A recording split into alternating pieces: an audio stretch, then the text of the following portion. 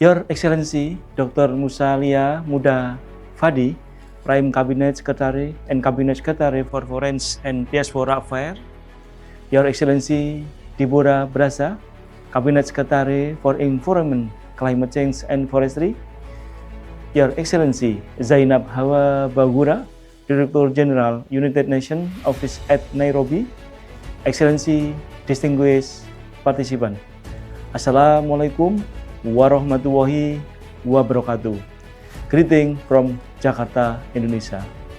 Saya mengucapkan selamat kepada yang terhormat pemerintah Kenya atas terselenggaranya Simposium Diplomasi Lingkungan Nairobi kedua, The Second Nairobi Environmental Diplomacy Symposium Needs to.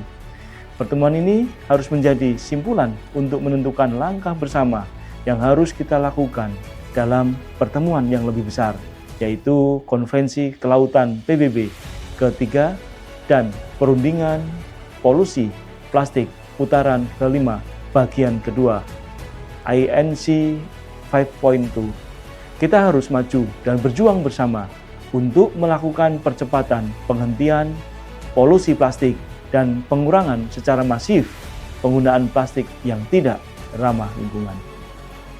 Kita semua harus menghargai dan dapat mendorong partisipasi inklusif yang melibatkan berbagai pihak seperti pemerintah, akademisi, pelajar, dan masyarakat sipil dalam melakukan percepatan terkait dengan berbagai upaya mengatasi polusi plastik. Semua pihak harus bertanggung jawab untuk mengatasi dan menghentikan polusi plastik. Kita harus terus memperkuat komitmen dan tekad yang teguh untuk melanjutkan agenda pembangunan lingkungan hidup global seperti pengendalian perubahan iklim, kehilangan keanekaragaman hayati, polusi, dan pencapaian tujuan berkelanjutan. Melalui KBRI Nairobi, Indonesia telah berupaya melaksanakan berbagai inisiatif program-program lingkungan PBB, antara lain resolusi pengelolaan danau berkelanjutan pada UNEA 5.2 tahun 2022 menuju peringatan Hari Danau Sedunia pada tanggal 27 Agustus tahun 2025. Kami juga mempromosikan penyelesaian berbagai isu-isu lingkungan global seperti isu air, mangrove, gambut, dan polusi plastik selaku Wakil Presiden UNEA 5 periode tahun 2019-2022. Indonesia menjadi salah satu pemeran utama dalam negosiasi INC sejak revolusi UNEA 514 yang mengadvokasi masuknya isu kelestarian lingkungan laut dalam kerangka polusi plastik. Kami paham bahwa ada beberapa isu di dalam draft perjanjian internasional yang mengikat terkait dengan polusi plastik belum dapat kita selesaikan bersama. Namun, kemajuan signifikan sudah dicapai di beberapa area kunci. Kita harus terus bersama-sama menekankan pentingnya penyelesaian INC 5.2 di Jenewa dengan cara efektif, berimbang, dan dapat dilaksanakan.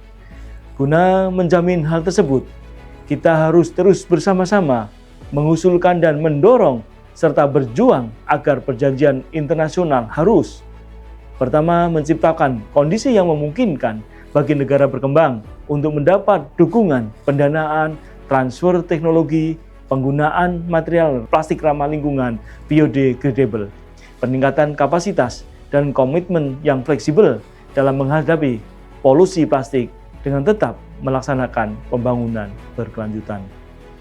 Kedua, mematuhi konsensus yang dapat terus mendorong dilakukannya dialog yang luas dan kompromi guna mengurangi perbedaan pendapat yang tajam sehingga perjanjian internasional dapat diterima semua pihak sesuai dengan kondisi dan keadaan masing-masing negara. Ketiga, memegang teguh inklusivitas dengan melibatkan seluruh pihak seperti pemerintah, masyarakat, akademisi, dan masyarakat sipil untuk menjamin bahwa perjanjian internasional tersebut dapat mencerminkan realita yang ada di semua negara, khususnya negara-negara berkembang. Keempat, mewujudkan prinsip tanggung jawab bersama namun dibedakan, Common but Differentiated Responsibilities atau CBDR, yang mengakui tugas bersama untuk memerangi polusi plastik sekaligus menyediakan dukungan khusus bagi negara-negara berkembang sehingga mereka dapat bertindak tanpa mengorbankan berbagai tujuan pembangunan nasionalnya. Kita harus dapat mendorong tanggung jawab semua pihak. Kemudian yang kelima, mendukung pendekatan bottom up melalui rencana aksi nasional yang menyesuaikan kebijakan dengan konteks dan prioritas lokal, seperti memasukkan isu sampah laut dalam pengelolaan sampah di suatu negara sekaligus menyelaraskannya dengan tujuan global. Keenam, mempromosikan dan mempercepat penerapan ekonomi sirkuler di dalam mendorong produksi dan konsumsi yang bertanggung jawab guna mengurangi polusi plastik. Selanjutnya, sejalan dengan tujuan pembangunan berkelanjutan SDGs dan Agenda 2030 harus dapat memastikan bahwa upaya mengatasi polusi plastik dapat berkontribusi terhadap tujuan 12 dari SDGs yang bertanggung jawab dan tujuan ke-14 dari SDGs, yaitu kehidupan di bawah air. Sejalan dengan komitmen global untuk mengakhiri polusi plastik, Indonesia telah menjalankan berbagai strategi dan aksi-aksi mulai dari hulu sampai ke hilir. Antara lain meliputi mengatur kebijakan pelarangan secara bertahap, phase out beberapa jenis plastik sekali pakai seperti kantong plastik, sedotan plastik, dan alat makan minum plastik pada tahun 2029. Menghentikan impor sampah plastik untuk bahan baku daur ulang sejak November tahun 2024 untuk mencegah polusi plastik di dalam negeri. Selanjutnya, mengusulkan pelarangan dan pembatasan impor plastik virgin pada Menteri Perdagangan pada Januari 2025 guna meningkatkan kebutuhan plastik daur ulang dan mendorong pengembangan bahan-bahan alternatif yang ramah lingkungan dan berkelanjutan.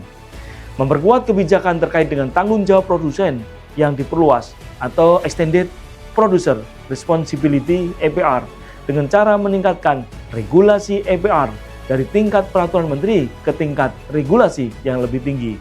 Menerapkan sanksi yang ketat, memperkuat tata kelola untuk memastikan akuntabilitas di seluruh rantai pasok plastik dapat kita kendalikan. Melaksanakan berbagai kegiatan nasional, diantaranya bersih sungai, bersih pantai, sejak Januari tahun 2025, terutama di daerah-daerah destinasi wisata seperti Bali, Pangandaran, dan melibatkan seluruh komponen masyarakat dan dunia usaha. Mengenakan sanksi paksaan pemerintah kepada pemerintah daerah dan dengan menghentikan praktek open dumping sejak Maret tahun 2025 yang memandatkan kepada pemerintah daerah untuk mengoperasionalkan tempat pemrosesan akhir sampah dengan sistem sanitary landfill atau minimal control landfill.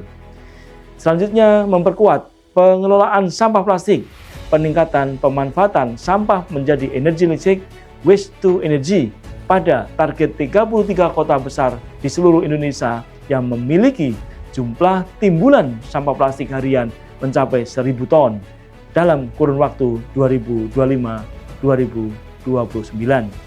Sebagai negara besar, Indonesia membutuhkan dukungan dari semua pihak untuk dapat mempercepat berbagai upaya penghentian polusi plastik dan menerapkan pengelolaan sampah berkelanjutan. Excellency, distinguished participant, kita semua harus yakin dan percaya atas kepemimpinan Duta Besar Luis Fayaz Valdivieso akan dapat memandu jalannya proses perundingan INC 5.2 secara efektif.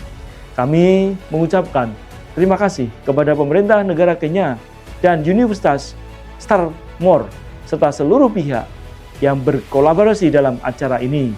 Semoga NETS2 dapat memperkuat kepedulian dan kemajuan dalam mengatasi polusi plastik di tingkat global, nasional, dan lokal.